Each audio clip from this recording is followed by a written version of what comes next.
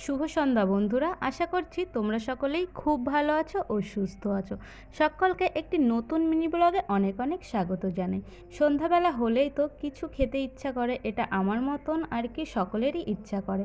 তো ঘরেতে ছিল শসা, গাজর আর ওইদিকে পেঁয়াজ আর অল্প সামান্য কিছু বাদাম নিয়েছি। চলো কি বানাচ্ছি সেটা এর পরেই বলছি। আশা করি হয়তো একটু একটু বুঝতেও পেরেছো। তো তারপরে এই যে একটা রুটি করে নিলাম। এটা কি বলো তো, এটা হলো এগরোলের রুটিটা। তো আজকে আমি নিজেই বানাতে বসে পড়েছি আর কি বাড়িতে এগরোল।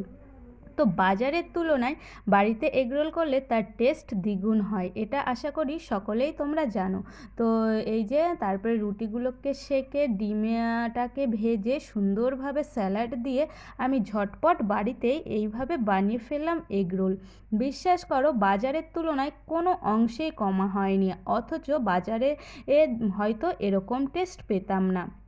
তো এইভাবেই খুব সামান্য কিছু উপকরণ দিয়ে বাড়িতে এত টেস্টি আর এত সুন্দর এগরোল তোমরাও বাড়িতে বানিয়ে ফেলতে পারো। আর তার থেকে সব থেকে যেটা বড় কথা, বাড়িতে যে হাইজিনটা মেনটেন হবে সেটা কিন্তু বাজারে কোথাও পাবে না। তো যারা এই বিষয়ে একটু কেয়ারফুল তারা তো বাড়িতেই এইভাবে সুন্দরভাবে বানিয়ে ফেলতে পারো। আর খেতে হয়েছিল দুর্দান্ত টেস্ট। এইভাবে এগরোল অনেক দিন খাওয়া হয় না।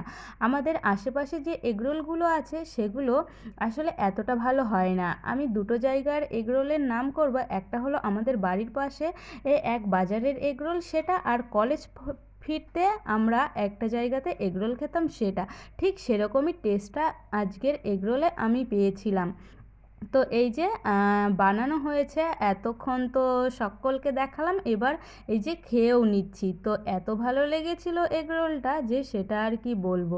তো এইভাবেই ভাবছি সামনে আরও কয়েকদিন বাদে বানিয়ে ফেলবো। সব কিছু মিলিয়ে এতটুকুই ছিল মিনি ব্লগটি। তোমাদের কেমন লাগলো তা অবশ্যই জানিও।